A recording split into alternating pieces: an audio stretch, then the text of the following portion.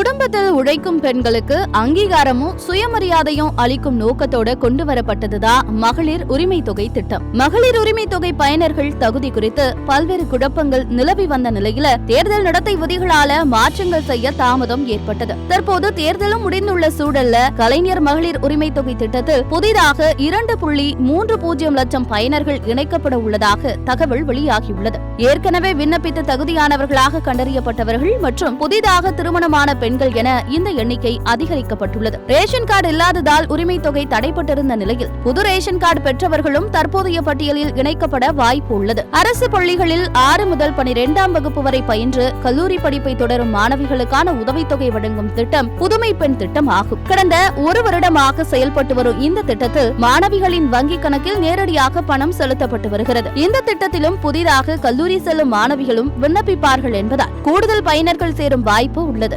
உயர்கல்வி பயிலும் மாணவிகளுக்கு மட்டுமில்லாமல் மாணவர்களுக்கும் விரைவில் தமிழ் புதல்வன் திட்டத்தை அறிமுகப்படுத்த உள்ளதாக தமிழக அரசு தெரிவித்துள்ளது. புதுமை பெண் திட்டத்தை போலவே இளங்கலை படிப்பு முடியும் வரையிலும் இந்த உதவித்தொகை அளிக்கப்படும் என தெரிவிக்கப்பட்டுள்ளது. இப்படியாக மகளிர் உரிமை தொகை மற்றும் கல்லூரி மாணவர்களுக்கான உதவித்தொகை என சேர்த்து விரைவில் பல குடும்பங்கள் அரசிடமிருந்து மாதம் 3000 ரூபாய் வரை பெற வாய்ப்புள்ளது குறிப்பிடத்தக்கது.